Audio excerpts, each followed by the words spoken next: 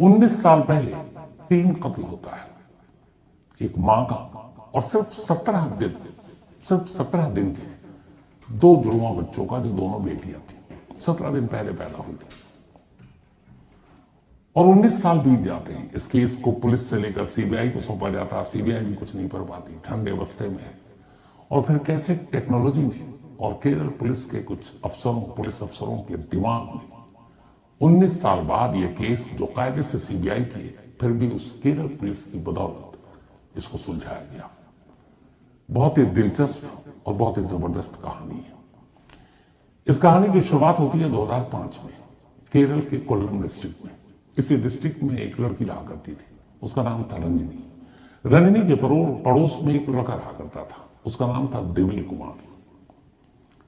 आस पड़ोस में रहने की वजह दोनों की रोजाना मुलाकात होती है। मुलाकात धीरे धीरे दोस्ती में बदली, फिर प्यार हो गया। इस बीच में देविल भारतीय सेना ज्वाइन कर लेता है, इंडियन आर्मी। और इंडियन आर्मी ज्वाइन करने के बाद उसकी पोस्टिंग जो थी वो पठानकोट कैंप में थी। अब इधर दोस्ती प्यार, कुछ वक्त के बाद अचानक रंजनी प्रेग्नेंट हो जाती है।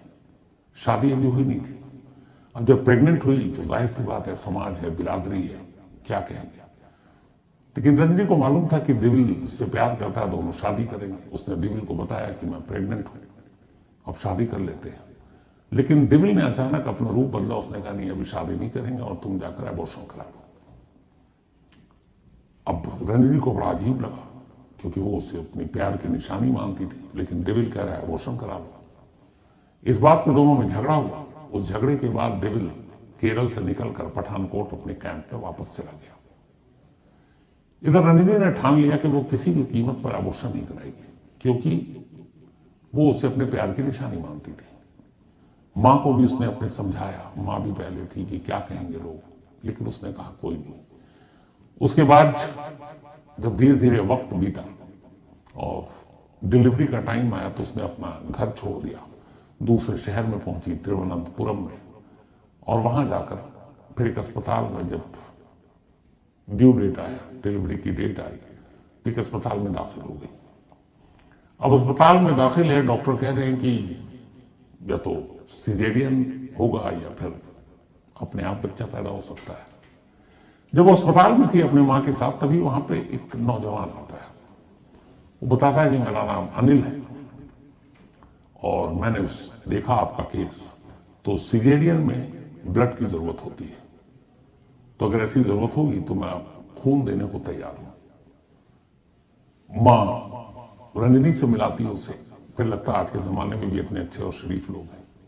तो खैर वो उसी अस्पताल में रहता है और डिलीवरी का इंतजार कर रहा है। इत्तेफाक से डिलीवरी हुई, सिजेरियन की जरूरत नहीं पड़ी, न ब्लड की जरूरत पड़ी। तो अनिल से कोई एहसान नहीं लिया, लेकिन अनिल फिर भी वहां लगातार अस्पताल में रहता और रंजनी और उसकी मां की तीमारदारी करता। मां बेटी उसके इस व्यवहार से बहुत खुश थे। जब डिलीवरी हो गई, जब अस्पताल से छुट्टी का वक्त आया, तो एक रोज अनिल कहता है रंजनी की मां से कि अगर अब आप अपने वापस कोल्लम डिस्ट्रिक्ट गांव में जाएंगे तो लोग क्या कहेंगे। अच्छा, जब डिलीवरी हुई वो जुड़वा 2 बेटियां पैदा हुई थी रंजनी को, बहुत ही प्यारी सी।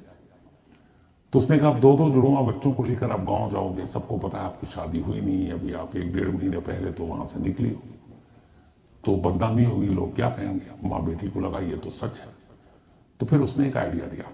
उसने कहा कि आप तो अपने गांव जाने की बजाय, मेरा गांव है, जानता हूं वहां कुछ लोग हैं, वहां एक किराए पे घर लेकर मैं आपको देता हूं और कुछ वक्त तक आप वहीं रहो, जब तक कि सारी चीजें सेटल ना हो जाए। किसी को पता भी नहीं चलेगा। बाद में अगर आप 6 महीने 1 साल बाद जाती हैं तो कोई पूछेगा भी नहीं, तब तक तो बताया जा सकता है शादी हो चुकी थी, बच्चा हुआ है। रंजनी और उसकी मां तैयार हो जाती है और उसके बाद वो उसको वो जो अजनबी जिसने नाम अपना अनिल बताया था, उसे गांव में घर किराए पर लेकर देता है और वो दोनों वहीं रहने लगते हैं।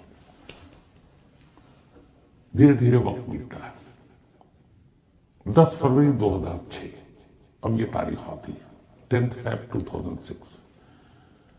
10 फरवरी 2006 को अचानक एक रोज देविल, जो अब तक गायब है सीन से, जिसने रजनी को प्रेग्नेंट किया, शादी करने से इनकार किया, उस वक्त बोला बाद में करेंगे, फिर ये कहा कि अबॉर्शन करा लो, वो अचानक घर पे दस्तक देता है।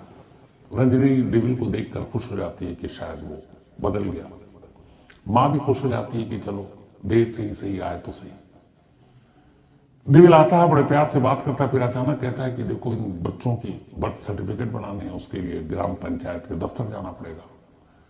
तो वो कहता है कि अस्पताल के जो कागजात हैं वो रंजनी की मां को देता है और कहता है कि आप इन कागजात को लेकर ग्राम पंचायत के दफ्तर चले जाइए और वहां जाकर बर्थ सर्टिफिकेट बन जाएगा। मां घर से निकल जाती है। अब घर के पीछे मां की बात सिर्फ दिविल, रंजनी और 17 दिन पुरानी जुड़वा बेटियां। दोपहर बाद करीब 3 घंटे बीत जाते हैं। मां घर लौटती है। घर लौटती है, जब दरवाजा खोलती है मां के होश उड़ जाते हैं, चीखें निकल जाती हैं। बिस्तर पर रंजनी की खून से लथपथ लाश पड़ी थी और उसके बराबर में उसकी दोनों मासूम बच्चियों की लाश पड़ी थी। तीनों का गला काटकर उन्हें मार डाला गया था। ये देखते ही रंजनी की मां बेहोश हो जाती है। आस पड़ोस में चीख सुनकर लोग आते हैं, पुलिस को खबर देते हैं, पुलिस आती है, तफ्तीश होती है। तो पता चलता है कि उस वक्त वहां एक और शख्स आया था मोटरसाइकिल पर। कुछ लोगों ने उस मोटरसाइकिल का नंबर नोट कर लिया था क्योंकि मोटरसाइकिल शायद कुछ अलग थी। तो पुलिस तफ्तीश करती है, नंबर उसके पास। पुलिस अब नंबर को जब चेक करती है तो पता चला कि ये जो मोटरसाइकिल है एक राजेश नाम के शख्स पर के नाम पर रजिस्टर्ड है। अब उधर मां बताती है पुलिस को कि आज ही दिविल आया था और वो उसी ने मुझे ग्राम पंचायत के दफ्तर भेजा था। तो पुलिस को लगा कि दिविल इसके पीछे है। उधर उस बाइक के नंबर से पता चला कि राजेश जो शख्स है वो इंडियन आर्मी में है, यानी दिविल भी इंडियन आर्मी में और राजेश भी इंडियन आर्मी में। अब 2 आर्मी मैन और घर के अंदर 3 लाश। पुलिस फौरन ढूंढती है, फिर पता चलता है कि दोनों पठानकोट के कैंप में आर्मी के पोस्टेड। केरल पुलिस की एक टीम पठानकोट पहुंचती है। वहां जाने के बाद पूछताछ करती है तो पता चला कि दोनों कैंप में बिना किसी इंफॉर्मेशन के गायब हैं ड्यूटी से, यानी एक तरह से भाग गए। अब जितने भी रिश्तेदार इधर उधर पुलिस ढूंढने की कोशिश करती है, कोई सुराग नहीं मिलता। धीरे धीरे वक्त बीतता है। 2006 से 2010 आ गया। 2010 में केरल पुलिस से ये केस लेकर रंजनी की मां के कहने पर सीबीआई को सौंप दिया जाता है। जब सीबीआई को ये केस सौंपा जाता है और सीबीआई दोबारा से रंजनी का स्टेटमेंट लेती है तो सीबीआई को एक जानकारी मिलती है। पता चलता है कि जब उसकी जुड़वा बेटियां पैदा हुई और वो घर आए, 10 फरवरी से पहले की बात है, और उसे लगा कि एक बार भी दिविल ने पलटकर पूछा नहीं कि क्या हुआ, अबॉर्शन कराया या डिलीवरी की। अब जुड़वा बच्ची हो गई, उसके अंदर गुस्सा भी था। उसने स्टेट विमेन कमीशन में एक एप्लीकेशन डाल दी थी, राज्य महिला आयोग केरल में, कि ये 2 मेरी बेटियां हैं और इन बेटियों का बाप जो है वो डिविल है, जो इंडियन आर्मी में काम करता है। उसने उसका पूरा एड्रेस, उसके कैंप का नंबर, सब कुछ दे दिया और कहा कि मैं चाहती हूं कि डीएनए टेस्ट हो कि बच्चियां दिविल की हैं, और डीएनए टेस्ट कराने के बाद ये हो कि फिर वो अपनाए और शादी करे। अब उसने ये अर्जी दे दी थी और इत्तेफाक से ही उसने जो अर्जी दी थी ये फरवरी के फर्स्ट वीक में, शुरुआत में ही दी थी, 2 या 3 फरवरी 2006 को। और इस अर्जी के देने के 1 हफ्ते के बाद 10 फरवरी को रंजनी और उसकी दोनों बेटियों का कत्ल हो जाता है। अब कैंप, इंडियन आर्मी, घर, हर तरफ राजेश और दिविल की पुलिस ढूंढ रही है, मिल नहीं रहा। 2010 में सीबीआई को केस, सीबीआई भी हर तरफ तफ्तीश कर रही है, कोई सुराग नहीं।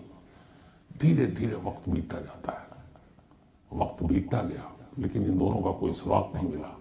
पहले केरल पुलिस ने, बाद में सीबीआई ने भी ठंडे बस्ते में केस डाल दिया। एक चार्जशीट जरूर तैयार की, कोर्ट में पेश किया और कहा कि ये कातिल तो यही दोनों हैं जो इंडियन आर्मी में सर्विसमैन थे, लेकिन इनका कोई सुराग नहीं, हमने हर तरह ढूंढ लिया, तो इसको एक तरह से क्लोजर रिपोर्ट ही माना जाए। तो एक क्लोजर रिपोर्ट भी हो गई, ढूंढना बंद हो गया, वक्त बढ़ता गया आगे, धीरे धीरे वक्त बीता। अब आ गया 2024। 2024 में अचानक केरल पुलिस ने एक अपना नया डिपार्टमेंट खोला था। उस डिपार्टमेंट में यह था कि टेक्निकल सर्विलांस के जरिए टेक्नोलॉजी का या डिजिटल का नया इस्तेमाल करके पुराने गड़े मुद्दे उखाड़ना, पुराने केसों को सुलझाना। तो उसी वक्त एडीजी लॉ एंड ऑर्डर वहां पे केरल के जो है मिस्टर मनोज अब्राहम, जब पुराने केसेस को खंगालने की बात आई नई टेक्नोलॉजी के जरिए, जैसे यूएस में या बाकी यूरोप में होता है डीएनए और ये फलाना सैंपल्स, तो उन्होंने कहा कि हम भी कुछ पुराने केस जब तक हम सॉल्व है उसको सुलझाते हैं। आजकल हर स्टेट में चलन चल रहा है। तो जब अनसॉल्व केसेस की लिस्ट आई तो अचानक एडीजीपी लॉ एंड ऑर्डर के सामने रंजनी का केस आ गया। उन्होंने देखा, लेकिन फिर जब फाइल पढ़ी तो पता चला ये केस तो सीबीआई को सौंप दिया गया। तो केरल पुलिस का इस केस से कोई लेना देना नहीं। लेकिन पता नहीं क्यों एडीजी लॉ एंड ऑर्डर को लगा कि हमारा लेना देना नहीं है, लेकिन हमारे स्टेट की महिला है और 2 मासूम बच्चियों का कत्ल हुआ। 19 साल बीत गए, आज तक कातिल पकड़ा नहीं गया। तो ये हमारे पेशे पे कलंक है। केस चाहे सीबीआई को सौंप दिया गया हो, पर हम लोग भी इस केस की तफ्तीश करते हैं अनऑफिशियल। अब ये बड़े कलेजे की बात होती है कि दूसरे एजेंसी केस की जांच करे, आपके उसमें टांग अड़ाएंगे। लेकिन केरल के इन एडीजीपी लॉ एंड ऑर्डर जो मनोज अब्राहम है, उन्होंने ठान लिया। उन्होंने अपनी टेक्निकल टीम को कहा कि इसकी तफ्तीश करो। अब कैसे तफ्तीश करें, 19 साल तो हो गए।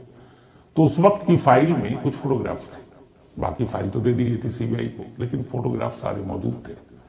फोटोग्राफ्स राजेश के और फोटोग्राफ्स दिविल के 2006 के। अब 2006 और 2024 और ये 25 आ गया, तो 19-20 साल हो गए। उस वक्त के फोटोग्राफ्स वो जवानी के फोटोग्राफ्स होंगे, अब उनकी उम्र बिल्कुल डबल हो गई। तब कैसे लगते थे, अब कैसे लगेंगे, ये कैसे पता। तो फिर ये हुआ कि चलो इस केरल पुलिस की डिजिटल विंग में सारी टेक्नोलॉजी जो नए सॉफ्टवेयर सब मौजूद थे। इन्होंने कहा एआई के जरिए हम कोशिश करते हैं। एआई मतलब आर्टिफिशियल इंटेलिजेंस। बहुत सारे सोशल मीडिया पर देखते हैं आप कि आज आपकी तस्वीर ऐसे है, 10 साल पहले कैसी होगी, वो सारे सॉफ्टवेयर है। आप बुढ़ापे में कैसे दिखेंगे, बचपन में कैसे दिखते थे। तो अब इन दोनों राजेश और दिविल की तस्वीर केरल पुलिस के पास उनके डिजिटल विंग ने अब उन तस्वीरों को एआई के जरिए, आर्टिफिशियल इंटेलिजेंस टूल्स के जरिए अलग अलग रंग रूप देना शुरू किया कि अगर उस वक्त 30 साल की उम्र भी ऐसा था तो 50 साल की उम्र में इस वक्त कैसा दिखता होगा। तो उनके चेहरे की बनावट और उस वक्त के उनके हेयर स्टाइल को देखते हुए उस हेयर स्टाइल से थोड़ा डिफरेंट, कहीं गंजा, कहीं कुछ और, हर चीज मूंछ के साथ, दाढ़ी के साथ, बिना मूंछ दाढ़ी के, बिल्कुल बाल नहीं सर पे, या अलग अलग हेयर स्टाइल, इन सारी चीजों को लेकर उनके चेहरे के बदलाव के हिसाब से अब एआई से तस्वीरें बनानी शुरू, तस्वीरें बननी शुरू हुई। उसका जब ये तस्वीरें बनी तो उन्होंने क्या किया कि जो सोशल मीडिया है, जितने भी फेसबुक से लेके बाकी, उन तस्वीरों को अब सोशल मीडिया पर मौजूद तस्वीरों से मिलान करना शुरू किया उन लोगों के साथ जो केरल के थे। क्योंकि वैसे तो हिंदुस्तान में हम वैसे ही इतनी बड़ी आबादी है, तो केरल के लोगों को मिलाना शुरू किया। पूरी दुनिया में जितने भी केरल के लोग हैं उनकी तस्वीरों से जो सोशल मीडिया पर अवेलेबल थी, उसके साथ जो एआई ने तस्वीर बताई उसका मिलान जो बनाई शुरू किया। धीरे धीरे मिलान होती गई, कोई 10% मैच करता, कोई 20%, कोई 30%, लंबा वक्त बीता।